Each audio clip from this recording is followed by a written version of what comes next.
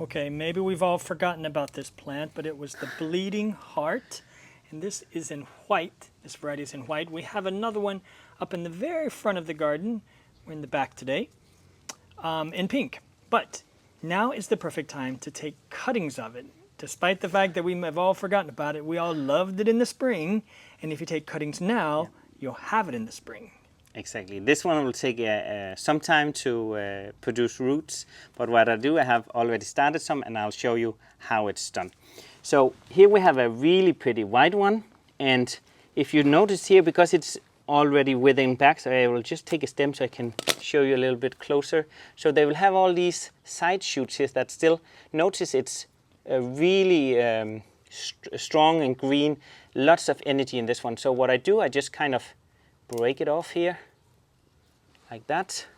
You can cut too much of the foliage off so it produces roots here. So a little, almost like a little bump like this, the side shoots will be really great for a little cutting. So what I do, you can even with your hand, or if you haven't pressed down the soil too much, you could make a little indentation there, and then you just place it there. You can put a little soil around it or gently push it, because the stems are really soft on this one, so you can't just push super hard on it. But just so it gets contact with the soil there, I'll put around, notice I put them around the edge, around 4, one on each side of the pot, because then later on I can gently take it out of without disturbing the roots too much. And it's a really deep pot I use with drainage holes here. I keep it watered, and then I'll place it in our unheated greenhouse in a shady spot, and they take a long time to root.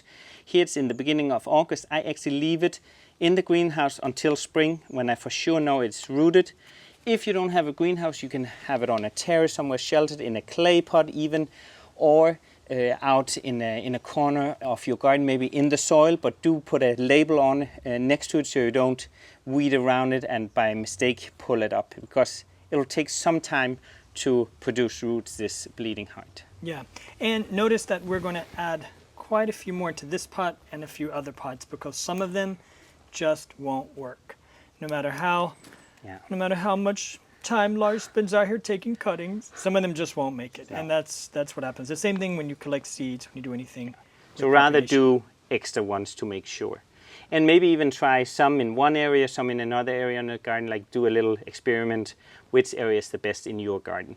So I'll do 4 here for sure, keep it watered, and then I'll try and put this one in the greenhouse, and I might even leave some here in the ground or in a pot, and then see which one produce roots the fastest. Exactly, and you'll be so glad you did, because, like I said, we've kind of forgotten about this little guy.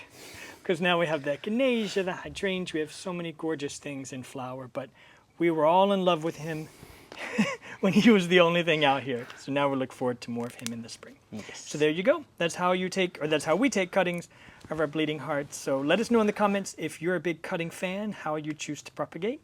And until next time, we'll say thanks so much for watching. Thank you. Moin. Tack för idag.